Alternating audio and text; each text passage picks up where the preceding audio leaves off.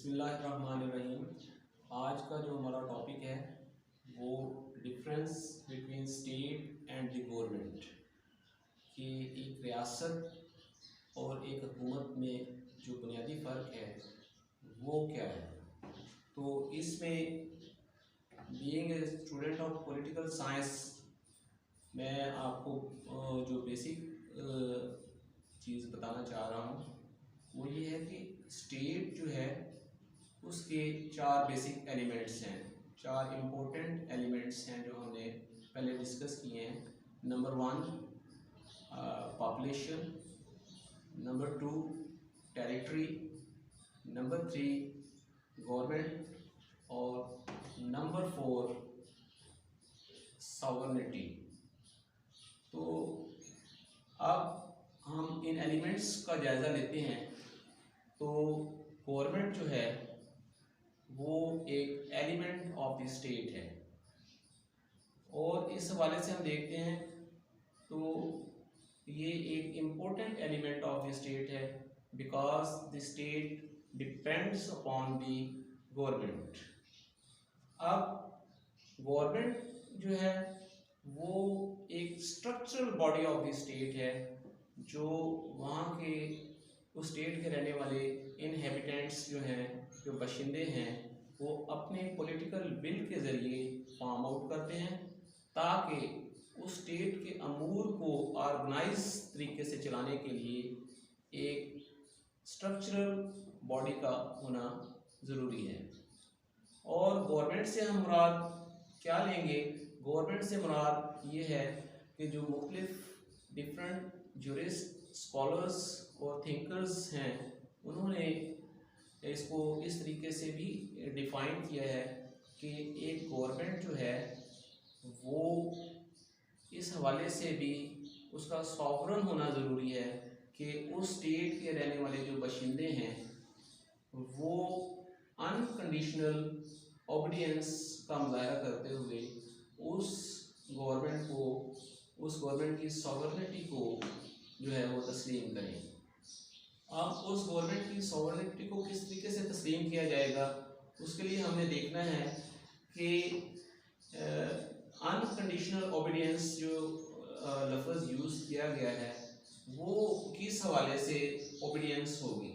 तो उसमें देखते हैं कि ये एक कंट्रैक्ट के मीनिंग्स में आ जाता है जो between the state and the people एक कंट्रैक्ट होता है कि कंट्रैक्ट में क्या है कि बेसिक जो उसके इंग्रेडिएंट हैं ऑफर एंड एक्सेप्टेंस के हैं और तीसरा उसमें कंसिडरेशन का पहलू होता है। एक इस तरह की ऑफ़र की जाएगी जिसको एक्सेप्ट किया जाएगा, एक्सेप्टेंस का पहलू आएगा। तो उस ऑफ़र को एक्सेप्ट जब किया जाएगा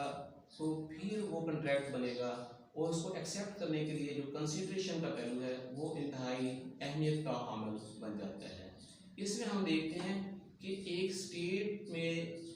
या उस स्टेट के अमूर को चलाने के लिए जो गवर्नमेंट रिक्वायर होती है उसकी सॉवरेनिटी को तस्लीम करने के लिए वहाँ के जो इनहेबिटेंट्स होते हैं, जो पीपल्स होते हैं, वो क्या करते हैं,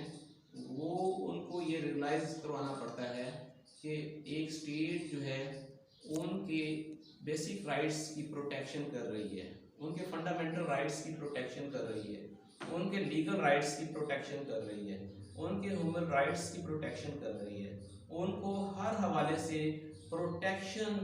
दी जा रही है और वेलफेयर ऑफ द पीपल्स को मद्देनज़र रखा जा रहा है। और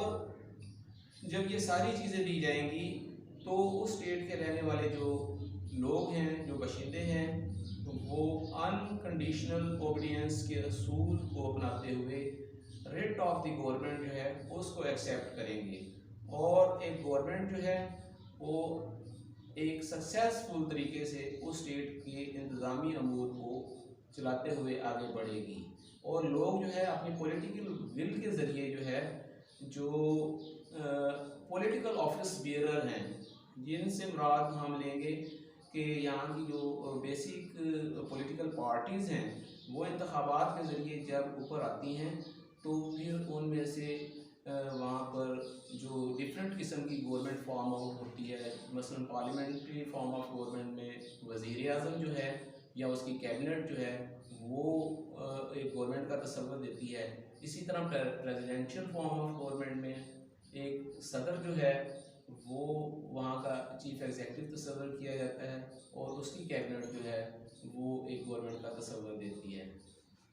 तो इसकी सीधा सीधा मिसालें इस हवाले से भी मैं दूंगा कि हम ब्रिटेन का जायज़ा लेते हैं तो बरतानिया में जो है parliamentary form of government exist कर रही है और वहाँ पर जो उनका chief executive of the state है वो प्राइम मिनिस्टर है और उसकी कैबिनेट जो है वो एक गवर्नमेंट का तस्वर पेश करती है। इसी तरह हम यूएसए को देखते हैं तो वहाँ पर presidential form of government run कर रही है और वहाँ पर जो प्रेसिडेंट ऑफ यूएसए है वो वहाँ का चीफ एग्जीक्यूटिव समझा जाता है और उसकी जो कैबिनेट के अफराद हैं वो एक गवर्नमेंट का तस्वर दे रहे होते हैं और इनके अंडर जो जितने भी इंस्टीट्यूशंस रन कर रहे होते हैं वो लोगों की फलाह बहबूद और वेलफेयर को मद्देनज़र रखते हुए ऐसी लेजिस्लेशन करके ऐसे लॉज बनाते हैं जिसके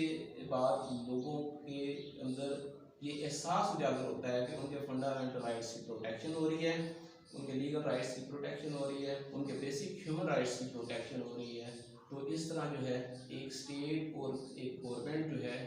उसका तस्वर जो है वो आगे आता है और हम इसका कंक्लूड करते हुए ये कहेंगे कि government is an element of the state. It is very important element of the state because the state is depend upon the government. Thank you.